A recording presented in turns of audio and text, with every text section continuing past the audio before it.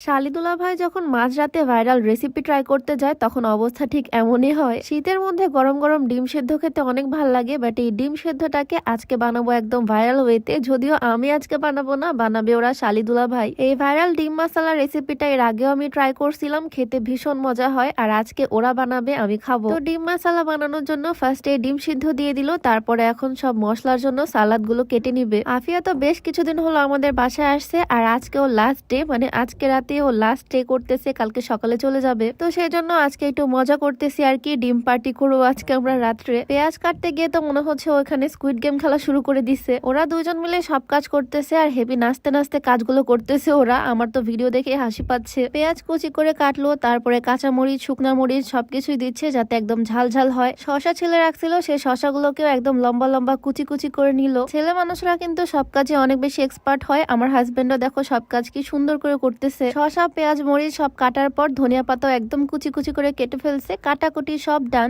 এখন এটার মধ্যে দিয়ে দিল কিছুটা কাসুন্দি, তার মধ্যে দিয়ে দিল টমেটো সস, আর তারপরে মেন যে জিনিসটা লাগবে সেটা হচ্ছে এই তেঁতুলের চাটনি। এই ভাইরাল রেসিপিটাকে ডিম মশলা তো আমরা বলি, বাট অনেকে ডিম চাটনিও বলে। 2 প্যাকেট চাটনি দিল, তার মধ্যে দিয়ে দিল সামান্য লবণ, একটু চাট মশলা, আর সবার পরে দিয়ে দিল লেবুর রস। লেবুর রস দেওয়া স্টাইল দেখে তো আমি কি আর বলবো, কোন শেফ যে এভাবে লেবুর রস দেয় সেটা ওরাই ভালো জানে। তো ডিম মশলা বানানোর জন্য এই জিনিসগুলোই লাগে। এখন এই সবকিছু ভালোভাবে হাত দিয়ে মিক্স করে নিলেই মশলাটা রেডি। আর ওইদিকে ডিমটাও তো সিদ্ধ হচ্ছে, আমাদের মেইন কাজ শেষ। এখন জাস্ট ডিমের মধ্যে এই মশলাগুলো ভরার পালা। আর আজকে বিকালে আমার জন্য একটা পার্সেল আসছে, আমি এটা এখন পর্যন্ত আনবক্স করিনি। এইটার মধ্যে আছে বেশ লোভনীয় কিছু জিনিস, এটা ওরা আনবক্স করবে আর তোমাদেরকেও দেখাবো এটার মধ্যে আসলে আছেটা কি। তো এই বক্সটার মধ্যে আছে বেশ কয়েক রকমের আচার। এই আচারগুলো আমি অর্ডার করছিলাম k plus trading Facebook page থেকে। তাদের পেজের আচার এর আগেও আমার টেস্ট করা হয়েছে। তাদের মেইন স্লোগানই হচ্ছে মায়ের হাতের স্বাদ, মানে একদম হোমমেড সবকিছু। এখানে বেশ কয়েক রকমের আচার আছে, তেঁতুলের আচার, জলপাই আচার, চালতার আচার, রসুনের আচার, কালো জিরা চাটনি, সবকিছু অল্প অল্প করে আমরা তিনজনই ট্রাই করতেছি। সবগুলো আচারই অনেক বেশি টেস্টি। আর এটা হচ্ছে রসুনের আচার। ভাত বা খিচুড়ির সাথে এই আচারটা খেতে দারুণ লাগে। আমার মনে হয় রসুনের আচারটা ভাত খিচুড়ির সাথে খাওয়ার জন্য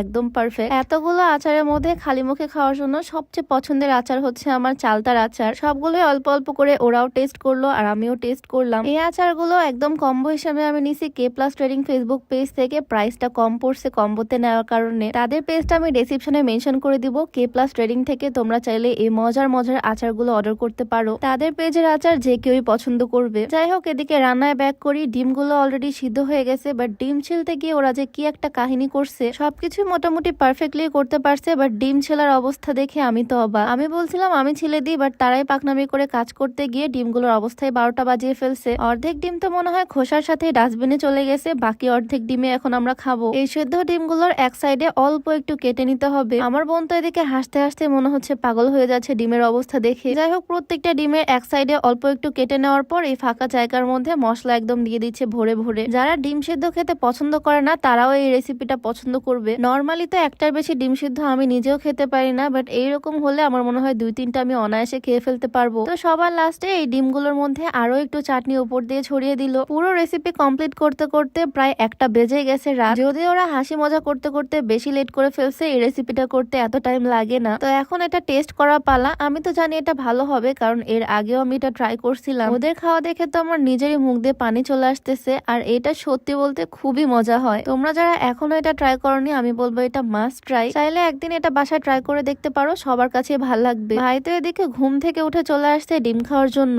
এখন আমার এই ভিডিওটা দেখে কার কার মুখে পানি চলে আসতেছে কমেন্টে অবশ্যই জানিও। তোমাদের বাসায় আমি পার্সেল করে পাঠাবো। যাই হোক, মজা করতেছি। আজকে ভিডিওটা তোমাদের কাছে কেমন লাগলো অবশ্যই কমেন্টে জানিয়ে দিও। দেখা হয়ে যাবে নেক্সট ভিডিওতে। সবাইকে আল্লাহ হাফেজ।